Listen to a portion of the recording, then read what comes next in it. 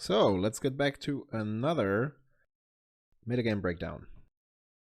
And today we will be mainly looking at the ZAP results of last weekend. And as always, I'm accompanied by Samuel. So let's jump right into it, starting with the Saturday 94 player event. Correct. And the first place was achieved by Shorikai. That's currently the most debated deck, I guess. It's a very, very interesting card, very interesting commander. You've seen it on our channel already. Samuel played a different version than the one that's currently popular. So the one you will see from the ZAP is mainly some kind of a mono bluish white splash game plan. Well, yeah, playing the kind of standard blue-white control. We see quite a few includes that try to make the aggro matchup better.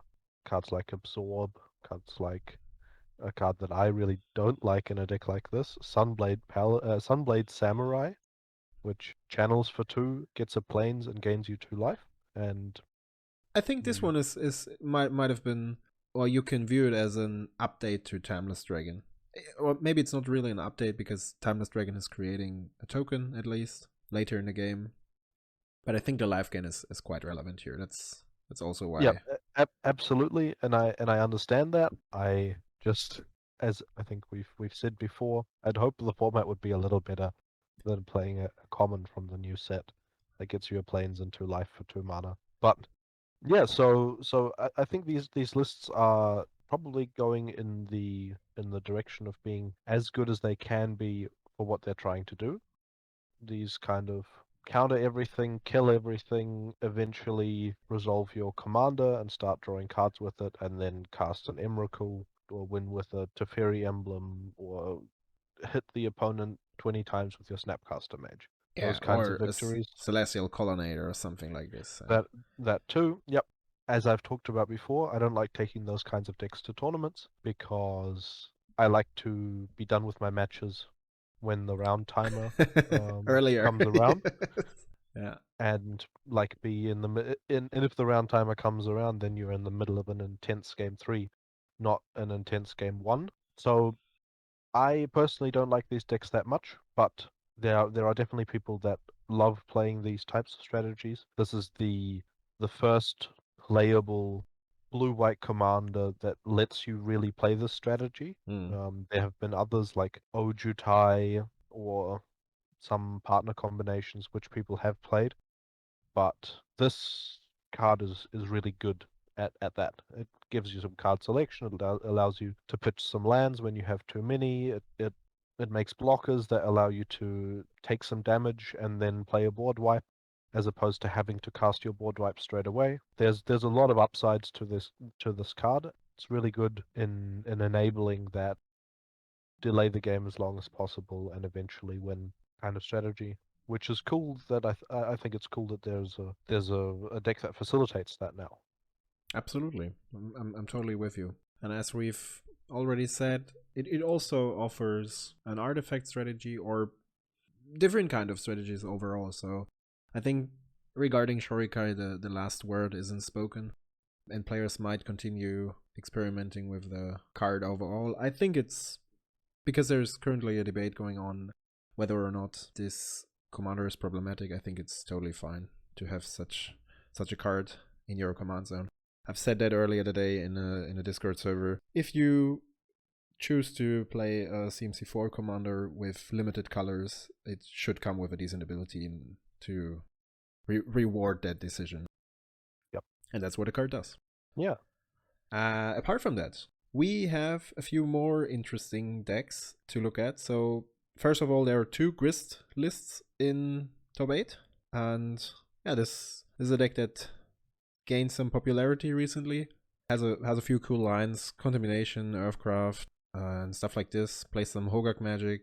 Basically, Golgari mid-range deck. And I mean, Grist itself, you've seen it on our channel as well. Martin has played it a couple of times, but with a much more controlio version, I would say, compared to the one that's played here. Nevertheless, Grist itself is quite a good card already. So having a commander that deals with other creatures or commanders simply by sacrificing 1/1 insects is quite a powerful ability. Or planeswalkers as well, right? What did I say? Didn't I say planeswalkers and said, creatures? You said creatures or commanders. Ah, okay. I meant planeswalkers actually. Yes, Actually, yes. yep. That's a big point about the card. I think these lists are cool. These lists are mid-range decks that they have quite a toolbox in cards like Opposition Agent and Reclamation Sage, being able to answer quite a lot of the format and have lots of tutors along the way. Cards like Contamination that can lock opponents out of their colors and value loops with Recurring Nightmare, I think is definitely interesting. Yeah, absolutely. Yeah, And definitely a what's better also show. quite interesting is that Recurring Nightmare. No, it doesn't work with Recurring Nightmare, but I think there was a scene in the semifinals of day one or Saturday when the Grist player was playing against Reanimator, and he was actually making use of his targets with his own Reanimate. Currently, Reanimator strategies are getting relevant again or popular again. In this case, or talking about this tournament in particular, we've seen Kenrith Reanimator. If we look at the Chesh meta, there are a few Aminato versions. You've also seen this one on our channel. Mm-hmm. So can't really search and abuse it against these strategies apart from having Demonic Tutor and Diabolic Edict.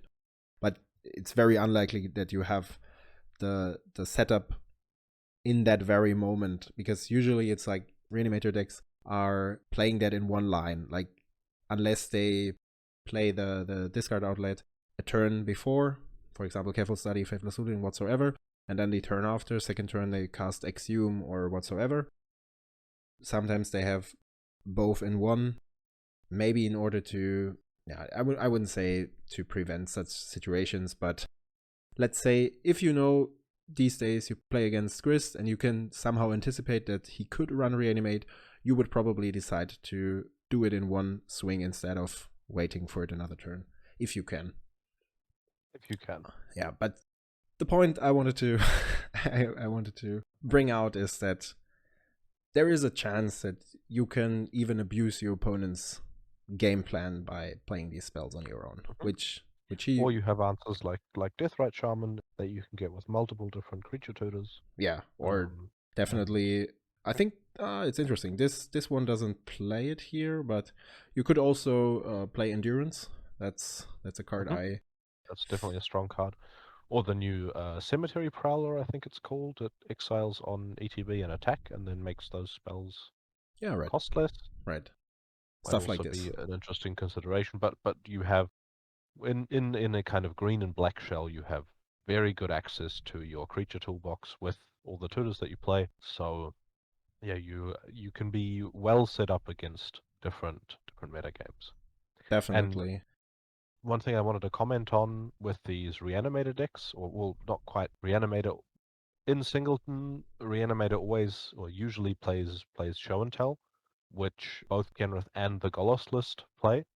The Kenrith deck is basically a deck that ignores its commander and just reanimates as well as it can. Considering that I tried to play Aminato Reanimator quite a bit, and you don't really gain that much from red. You gain a few more looting spells and a survival of the fittest.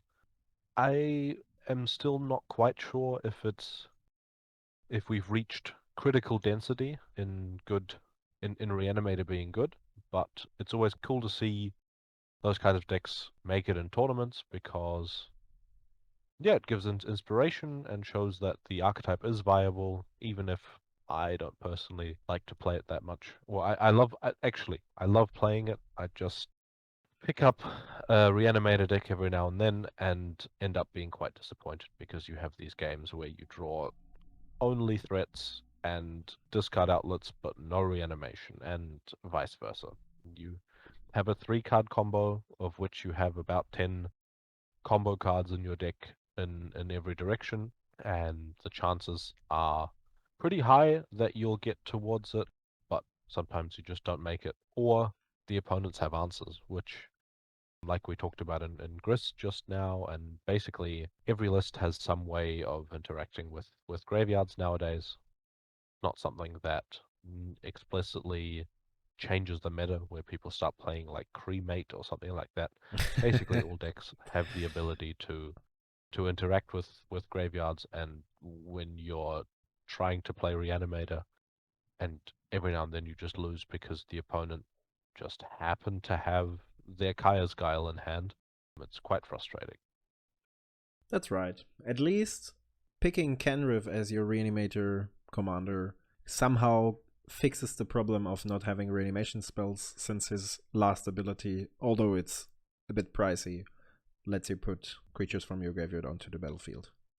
Yep. So, in a worst case situation, you might be able to slam your commander and then bring back your big boys from the graveyard with his ability, which might have been a consideration by this player to choose I mean, this also one. has the same kind of like not a reanimation synergy, but it has those mental note and thought scour and consider synergies where you can put your threat on top of your library with the animation with the Aminatu plus, and then bin it with your cantrip, effectively being a better loot spell. Yeah. Yeah, and another interesting list which we've seen in several iterations. This seems like a very complex one. Is the Golos show and tell list? I'll say this is as close as you can probably get to a viable show and tell list in Duel Commander.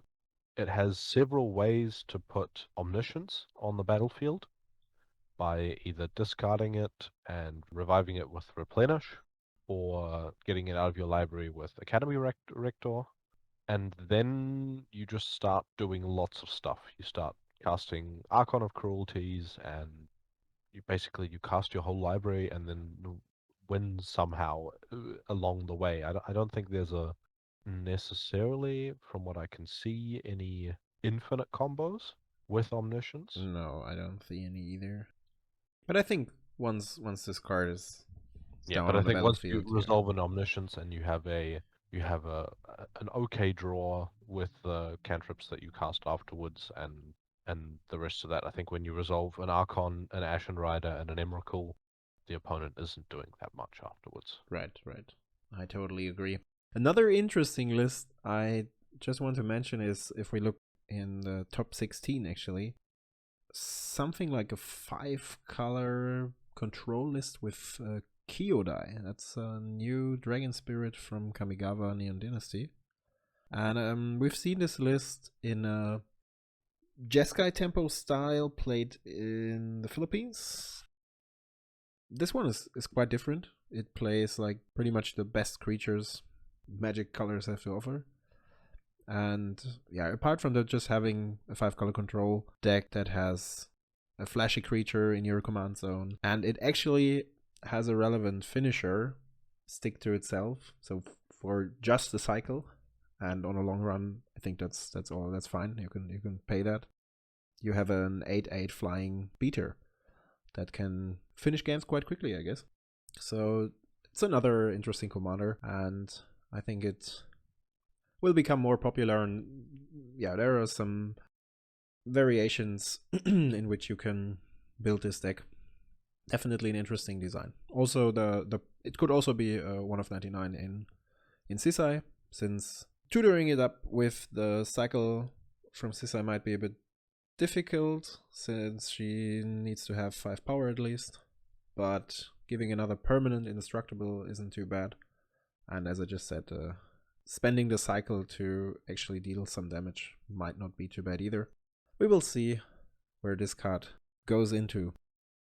Yeah, another deck that we I think discussed at length before we started recording, because Felix recently has a lot of personal experience with the deck, is Reality Chip as a commander. The Yes. deck that won the rebound event or the event on Sunday, which is basically Zai and playing Reality Chip as opposed to Zai in the command zone. And we had some thoughts about it. I actually having not played it at all, but I think this is probably a better version of Zai because your commander is lower on the curve. You have a source of card advantage in the command zone as opposed to Zai, which does not. Felix said that Zai might have the upper hand because it offers a board Exactly. as opposed to a source of card advantage. And I think there's quite a bit of testing and discussion to be had between those two opinions. Definitely. I mean, if you look at the list, it looks quite interesting, and we have had a player at our last German event, which is already a month ago, but he made second place. The list looked very similar. There will soon be another video with Zai. It's been a while. Samuel and me playing against each other, actually. And yeah, in general, Kamigawa brought a lot of tools to Zai, and Reality Check, being a legendary creature, also offers you the choice to play it on its own. And I too think that this is quite an interesting list. As you already mentioned, I'm a bit skeptical on how this deck is able to finish games compared to Zai, since, I mean, the creatures are more fragile overall. On the other hand, they offer some stacks interactions with opposition, and at least it feels to me that the stacksy ways of grinding out games are better done with Zai compared to Reality Chip, at least looking at this list here. On the other hand, it's more fragile towards any board interactions, toxic deluge whatsoever, and we've said that if you have the reality chip equipped to another creature and the creature is gone, at least, or there is a board wipe incoming or whatsoever, at least your reality chip survives that. The fact that this deck might have some trouble with finishing games might be the reason for the player to include Painter Servant or Painter Grindstone combo. Yeah, in order to not get into situations in which... Or some more synergistic slots like Irayu, which I think might be a borderline slot, and it might not. You have the list plays 11 0-mana cards and quite a few and another 10 1-mana cards. Actually, I think it's more than that. definitely worth a try and fine. Yeah. You shouldn't underestimate. I mean, it's just one synergy, but Ethereum Sculptor is a very powerful card in these decks. Absolutely. And Or the Chief Engineer, which also allows you to cast a lot of spells exactly, in one turn. exactly, Especially Reality Chip, you can convoke your Memnite to cast your Reality Chip for 1 when you've cast your Chief Engineer. correct. Things like that can lead to very explosive or very fast Uriel flips. Yeah. I mean, I've tried to when Reality Chip was out and I included it in Zai, and again that was based on Ben's list, so the player from our event. I thought about swapping to Reality Chip against maybe Red Deck Wins or other aggressive decks in order to have an early blocker against these creature heavy strategies. But it turned out that, yeah, over the course of the game, like the way this deck is designed, I couldn't get enough steam onto the board in order to finish the game in a reasonable amount of time. Or if I was able to set up some stacksy interaction, maybe, for example, what I find quite powerful in Sai is that against almost all aggressive strategies, you can just set up Bridge, and the turn you draw your card, you have one card in hand, you can attack with your Topters, fly over the bridge, play the card or play the land, whatever. You're down to 0 again. That's how you can grind out such games. In other cases, you win by Winter Orb, Tanglewire Magic, something like this. And you can do the same with Reality Chip, that's for sure. And this list actually plays the same slots. But yeah, you might be missing. Have the Thopters to exactly to attack and have a fast clock with exactly the bridge on play, and also doesn't. If you have a lethal attack on board, you can't just sacrifice the bridge to Zai. You have to find a different way to get rid of it. Yeah. Then again, you have Reality Chip as a card advantage engine, which in those more stally matchups can be very powerful too. So I think there's a lot of sway both ways, and I wouldn't be surprised if we saw both decks being played or the commander swaps being done quite regularly. I like the look of this list. Felix seems to like the look of the Xy list more. We will I think see. it's I will definitely give it a definitely try. yeah, yeah. So yeah, did we have anything? Grist got second place in the rebound event. Yeah, we should definitely talk about Danik, I guess. Mhm. So there was, I think it's the same player, Flavion, who kind of introduced UV Tempo to Duel Commander with the partners, Livio and Malcolm. These are gone, or they're not gone, but why would you choose to play them these days if you can have Danik in your command zone, which is basically a way better 2-drop. And it somehow acts as a partner with the Disturb ability, since you cast it for 2 first, and then you cast it for 4. If your disturbed creature gets handled, you again cast Danik for 4, and then you can again cast the Disturb card for 4, which is not too bad, I guess. And in addition, you have some nice synergies. Having lifelink against aggressive strategies or against Karizev in particular is quite good, I guess. Yep. And You also have the incidental outs against Reanimator, so you just have a commander that is really good against some forms of decks. And absolutely, you shut down Clotus with this ability, or mhm, Clotus ability, and there's lots of Snapcaster Mage, Eternal Witness. There's quite a few cards that just so happen to be stopped precisely by his ability. yeah, definitely. And yeah, I think it's just it took the right place. Let's say it like this. That's a nice way of keeping this deck alive in the format. Apart from that, there's not really much to say about it, but yeah, I think it's just cool to still have it, especially for the people who just love to play tempo decks, since Crown and Livio are gone, or they can be played, but not both at the same time. So the Jeskai tempo lovers, or is it tempo lovers or whatsoever, they at first have to discover something new. Maybe Hinata will take the spot, maybe Kyodai will take the spot for Jeskai tempo, who knows? But Azorius is covered with Danik, that's for sure. And then Yep. there's Galazev, Also an interesting deck. definitely. And I think that it's also one of these decks. When did we play the last time? I think with Marcus on camera against Marav a month ago or something, when Marav was unbanned. And back in the days, we mentioned it that Galazev is a cool commander, gives a nice color identity or combination, but the deck in itself is still waiting for, like, I don't know, maybe 4 or 5 slots to really be a good deck. Being able to establish a certain amount of card advantage, and yeah, having some slots that help you to go wide or keep up your board state and finish the game through that. So, for example, I think Reality Chip is a great addition for that deck as well, because it's an artifact on its own. You can cast it as a cheap wall against aggressive strategies. Later on, you can reconfigure it to Galazev. And what this deck is really lacking is the card advantage aspect. Like, once you cast your dragon and you've done all your stuff with lots of mana and you have your orb magic, you just need to make sure that you maintain this state for a few turns in order to beat down your opponent with the Drake. And Yep. so far, it was not always that easy.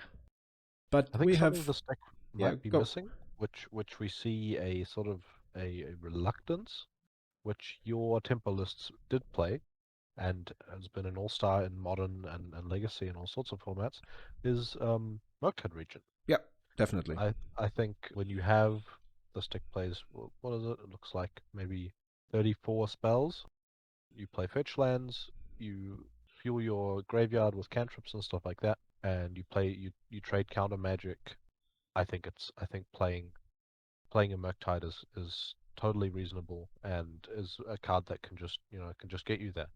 Often comes as a 5/5 or a 6/6 or bigger, and it's a flyer and you pay 2 mana or you pay 3 mana. I think that's one of those cards that is new and the community hasn't quite recognized yet, but I think it's one of those cards that can easily close games and is quite difficult to answer because it doesn't die to cards like Fatal Push or Most often Dismember.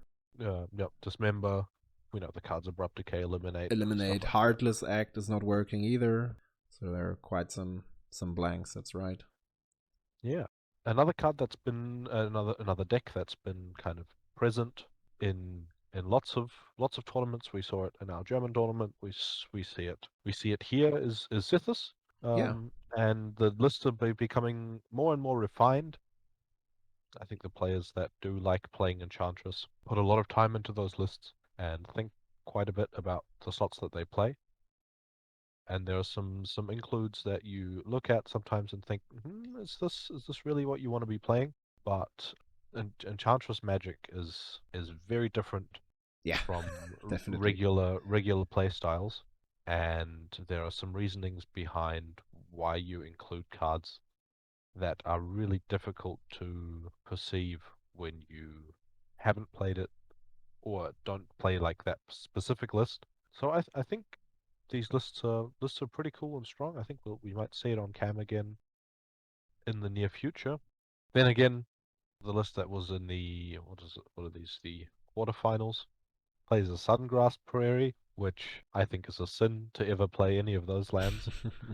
When you But have a bunch of 1 mana spells, to each their own. You never know.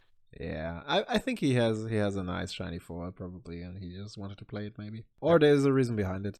Yeah, there might be situations in which you are thankful to have this card, with Hall of Heliod's Generosity being your first land drop, for example, and then you're thankful to have a follow up with the Prairie in order to cast your. This is the. Sith This. is on turn 2. Yep. Or So, you have a hand with a plains and a Sungrass Prairie, and you have a Utopia Sprawl in hand or a Wild Growth in hand, and you can't do anything with them. So there are ups and downs to everything. right, right. You needed to Um, point that out. I needed to point that out. I think it's a sin, It's okay. but you know, I think in, it in every Enchantress list, you will find like 2 or 3 slots at which you kind of stumble upon thinking why, what is that? For example, I was wondering why he played Borrowed Time. I thought Oblivion Ring might be better, but then we talked about it, and the reason might be that he expected some Emrakul's being played, especially in the very controlish Shorikai list, and this one says target opponent only, so you can make sure that opponents' Emrakul triggers do not fuck up your own setup by exiling enchantments with Oblivion Ring or Banishing Light or whatsoever. So that might be the reasoning behind that. And as you already said, I think these lists have a lot of fine tuning, and as far as I know, the player is very much invested into the deck for quite some time. He has a lot of practice, and there's definitely something behind. And I personally think it's great to have a solid Enchantress deck in yes, our meta, I agree. I agree. because there are a lot of people who enjoy this archetype, and to have a tier 1-ish deck in Duel Commander is just a great thing. Mhm. Yeah, with that being said, I think we have covered almost everything we wanted to. We've covered the interesting things. We Yeah. saw on the 94 player event, there was an Itsumaru in the top 8, and the 70 player event there's a Kari in the top 8. Those are 2 decks that I think you just expect to see in those top 8s and to show up in numbers at those events, and I think that usually happens. They're staples in the meta, and Yeah. as we see with the Shorikai list, that one even so far as to start boarding life gain in order to make those matchups better. Exactly. I would say it's a sign of health to have Yes, a certain yes, amount of red deck wins and Isamaru absolutely, in a absolutely. top 8. I think in summary, these 2 top 8s of bigger events show that the format is in quite a healthy state currently. We've seen very interesting prints from Kamigawa. Nothing that's that broken, but quite a few auto includes in different archetypes, and I think that's very interesting, and I think it's cool to see even cards that didn't see so much attention when they were printed, like Galazeth, make an appearance now. And people play those and make it to top eights of events. So yeah, I think that's a sign of health in the format, and I think it's cool that we're seeing those decks. Absolutely. Okay, I think we wrap it up here.